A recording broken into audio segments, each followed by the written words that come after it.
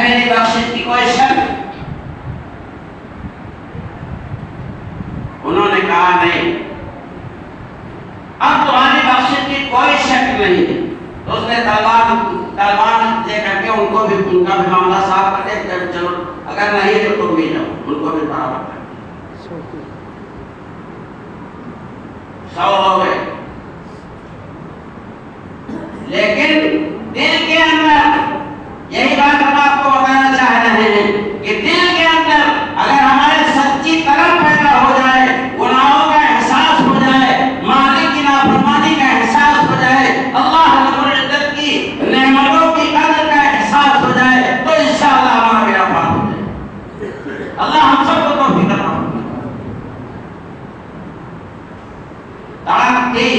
दाइया पैदा हुआ, फिर चले कहीं बात मालूम करें, किसी से और मालूम करें मसला।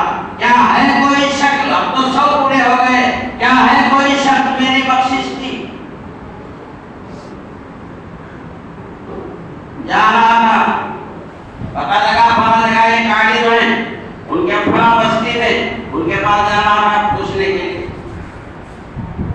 रास्ते में मौत आ गई, इंतकाल हो गया।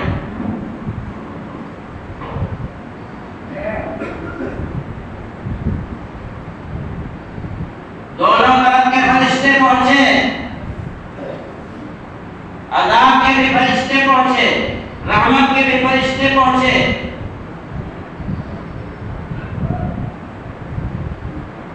अज़ाब के फरिश्तों ने कहा 100 इंसानों का कातिल है, इतना बड़ा पापी है, 100 इंसानों का कातिल है, इसके लिए कोई गुंजाइश नहीं बख्शिश। इसको हम ले जाएंगे जहन्नम के अंदर। रहमत के फरिश्तों ने कहा सही है, 100 इंसानों का कातिल है, लेकिन इसके दिल के अंदर सच्चा दाइया पैदा हो गया था, तौबा की इसके अंदर तौफीक हो गई थी, ये तौबा करना चाहता था, अपने गुनाहों पर नादिम था, शर्मिंदा था, इसलिए इसको हमने ये जन्नती।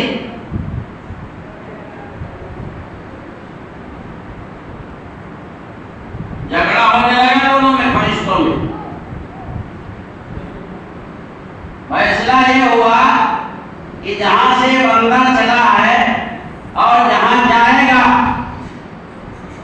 उधर की भी जमीन ना हो, इधर की भी जमीन ना हो। उस मकाम के अगर करीब है, उस मकाम के करीब पहुंच चुका है तो रहमत के फरिश्ते उसको ले जाएंगे, और अगर मकाम से दूर है तो जो है अज़ाब के फरिश्ते ले जाएंगे। और हकीकत ये है कि वो शख्स उस मकाम से दूर था जहां उसको पहुंचना था, और फैसले के एतबार से, आफत के फैसले के एतबार से उसके हक में जहन्नम का फैसला होगा। लेकिन अल्लाह रब्बुल इज्जत ने उसके दिल को देख करके, उसकी तड़प को देख करके, अल्लाह रब्बुल इज्जत ने उसकी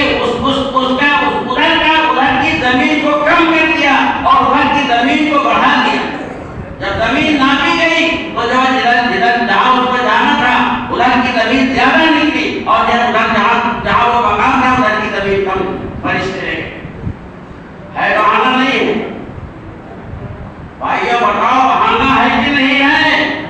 अल्लाह रब्बुल इज्जत अपने बंदों को माफ करने के लिए, बख्शने के लिए, जन्नत में दाखिल करने के लिए, जन्नत की नेमतों को नेमतों से माला माल करने के लिए ऐसे ही मोहब्बत करते हैं, ऐसे ही चाहते हैं। बोलते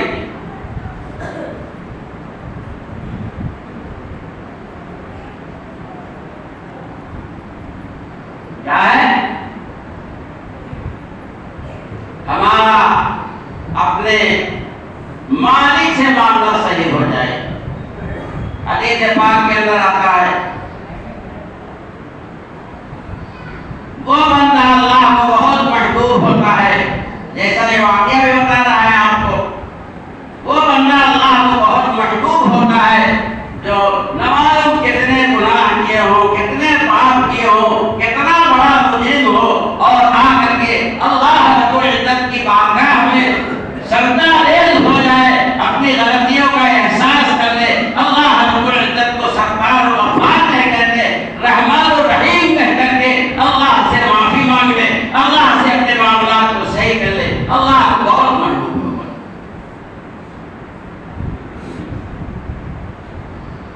अल्लाह के रसूल जनाब मोहम्मद रसूलुल्लाह सल्लल्लाहु अलैहि वसल्लम ने फरमाया, अभी मैंने एक हदीस का टुकड़ा आपके सामने पढ़ा, अत्ताइबु मिनल ज़म्बि कमन ला ज़म्ब लह, गुनाहों से सच्ची तौबा करने वाला, गुनाहों पर सच्चे तरीके से जाने और शर्मिंदा होने वाला, अगर तौबा करता है, गुनाहों की माफी मांगता है, अल्लाह के रसूल जनाब मोहम्मद रसूलुल्लाह सल्लल्लाहु अलैहि वसल्लम फरमाते, कमन ला ज़म्ब लह, ऐसा सख्त हो जाएगा कि गोया उसने गुनाह किया ही नहीं, उसके दिल में कोई गुनाह ही नहीं।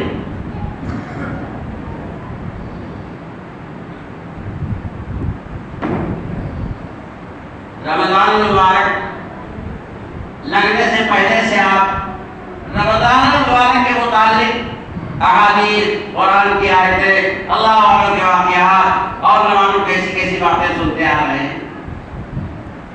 ये भी अल्लाह रब्बुल इज्जत ने इंसानों की खासियतों से कलमे वालों की मग़फ़िरत का एक ज़रिया अल्लाह तबारक व तआला ने एक महीना दिया है।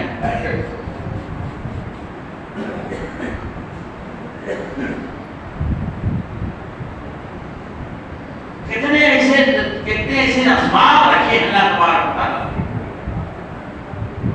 अल्लाह के रसूल सल्लल्लाहु अलैहि वसल्लम ने फरमाया,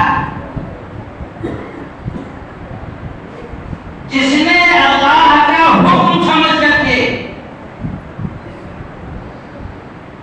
इस्लाम का एक रुकन समझ करके सिर्फ अल्लाह के लिए, अल्लाह की इबादत समझ करके, अल्लाह का हुक्म समझ करके जिसने खाने काबा का हज किया और हज करने के बाद वापस आया, अल्लाह के रसूल जनाब मोहम्मद रसूलुल्लाह सल्लल्लाहु अलैहि वसल्लम फरमाते हैं कि अगर उसने सच्ची तौबा कर ली, काबा मुकर्रमा में गया करके अपनी जिंदगी की गुनाहों की माफी मांग ली, तो वह हज से वापस आने के बाद ऐसा होता है जैसा वो अपनी मां के पेट से अभी बच्चा पैदा होता है, गुनहगार होता है। अल्लाह के रसूल सल्लल्लाहु अलैहि वसल्लम का सर्टिफिकेट अल्लाह हम सबको अता फरमाए, नसीब फरमाए। इसलिए मेरे भाई, सबसे पहली बात तो यह है कि हमारा ईमान और हमारा यकीन दुरुस्त हो।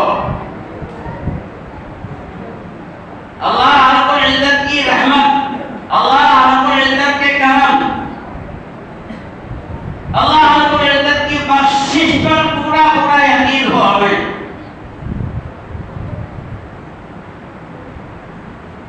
और दिल में हिदायत हो कि हमारे दिल में जो फराइज अल्लाह रब्बुल इज्जत ने आयत किए हैं, उनको हत्तल इम्कान अपनी कोशिश जहाँ तक हो सकेगी उसको पूरा करेंगे, उस पर अमल करेंगे, उसको छोड़ेंगे नहीं, अल्लाह की नाफरमानी नहीं करेंगे, किसी मामले में सरकशी नहीं करेंगे। ये भी याद रखिए, रोजा, नमाज, हज, ज़कात जितनी इबादतें हैं, ये जन्नत की कीमत नहीं, जन्नत की कीमत नहीं है कि आदमी नमाज पढ़े जन्नत मिले, रोजा रखे जन्नत मिले, जन्नत के लिए, जन्नत में जाने के लिए हज करे, जन्नत में जाने के लिए और जितनी अहकाम है उनको अदा करे। जन्नत तो अल्लाह की रहमत से मिलेगी। ये अहकामात और जो 5 रुकन दीन और शरीयत के दिए गए हैं, ये तो अल्लाह तबारक व तआला की तरफ से आयत किए हुए, इंसान के ऊपर डाले हुए कानून है। इनको तो हर हाल में पूरा करना ही है, चाहे जन्नत मिले या न मिले।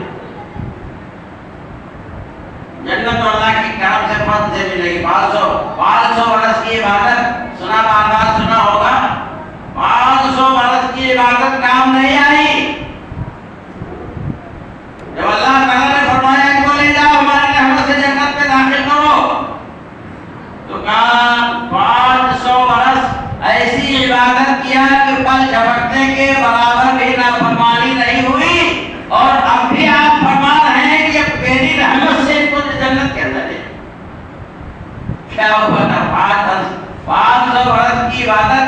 प्याला पानी में चली गई। एक प्याला पानी 500 वर्ष की इबादत के बदले में खरीद लिया। अब रह गए निहत्थे। अब क्या करें? अब कैसे जन्नत में जाए? अब तो जो करके आए थे और तो चला गया सब। कहा ए बारेला, बेशक मेरी बगैर तेरी रहमत के कोई कुछ नहीं कर सकता। तेरे रहमत से कोई आएगा तो जन्नत में जाएगा। तो मेरे भाइयों बुजुर्गों दोस्तों, ये अल्लाह रब्बुल इज्जत कहीं ईद है, कहीं बकरीद है, कहीं शब-ए कद्र है, कहीं ईद की रात है, कहीं बकरीद की रात है, कहीं शब-रात की रात है, कहीं रमजान मुबारक की शब-ए कद्र है, कहीं रमजान मुबारक का रोजा है, और कहीं लगते साल भर में कितने ऐसी चीजें अल्लाह रब्बुल इज्जत अता फरमाते हैं कि हमारा बंदा गुनहगार न रह जाए, हमारा बंदा हमारे पास आए तो हमारा वफादार बनकर के आए, हमारा सच्चा जो है सच्चा बंदा बनकर के आए।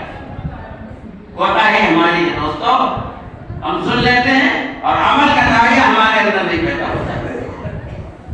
अल्लाह पाक हम सबको, पूरी उम्मत को सुन करके मानने की तौफीक अता फरमाए, और जो